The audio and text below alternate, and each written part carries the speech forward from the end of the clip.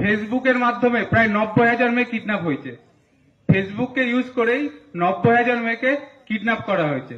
তো যেসব মেয়ে বা ছেলেরা আছে তাদেরকে বলবো, বাইরে থেকে কোনো অজানা কেউ যদি ফ্রেন্ড রিকোয়েস্ট পাঠায়, কেউ কোনো রকম ভাবে সেটাকে একসেপ্ট করবে না। আর আরেকটা নতুন দেখা দিচ্ছে, আমাদের থানায় এসেছিল ক্লাস 6-এ পড়ে একটা মেয়ে, 12 বছর না 13 বছর বয়স, ক্লাস 6-এ পড়ে। মেয়েটার মায়ের মোবাইলে ইনস্টাগ্রাম করে।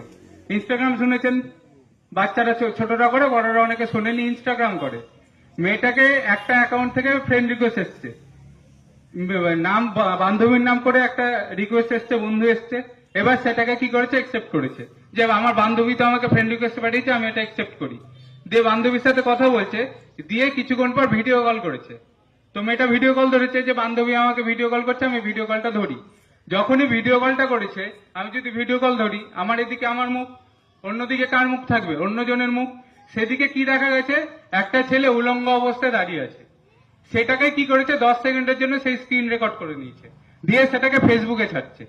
দিয়ে মেয়ের মা বাবার কাছে দাবি করছে, এটা আমি আবার ছেড়ে দেবো, আরো ভাইরাল করব, যদি আমাকে 20,000 বা 30,000 টাকা না দেন। তো বাচ্চাদের হাতে বলে না যে মোবাইল দিতে হয় না, তো কিছু কারণের জন্য বলছি বাচ্চারা এগুলো বোঝে না। ক্লাস 6-এ পড়ে মেয়ে কি বুঝবে, অতটা বোঝার ক্ষমতা নেই।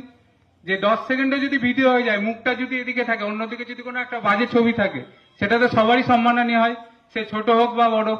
তো মোবাইলে যদি কোনো আননোন জায়গা থেকে রিকোয়েস্ট আসে, যাকে চিনেনি না, তাদেরকে কাউকে একসেপ্ট করবেন না কোনো সময়। আপনাকে ফোন করলো, ফোন করে বলছেন আপনার নামেই আধার কার্ড নাম্বার এটা, স্বামীর নাম এটা, বাড়ি এখানে, অ্যাড্রেস থানা এখানে, সব বললো, সব মিলে গেল।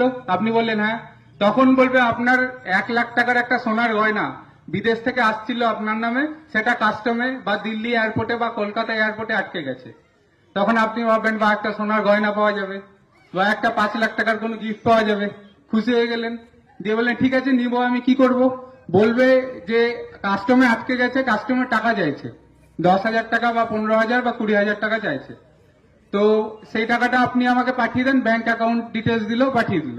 আপনি কি করলেন, একটা সোনার হার বা 2 লাখ টাকা বা 5 লাখ টাকার জন্য কি করলেন, 10,000 টাকা পাঠিয়ে দিলেন। আবার কিছুক্ষণ পরে ফোন করে বলবে রাস্তায় আসছিল, ট্রাফিকে আটকেছে, রাস্তায় আসছিল, সিআইডি আটকেছে, এরকম চলতেই থাকবে।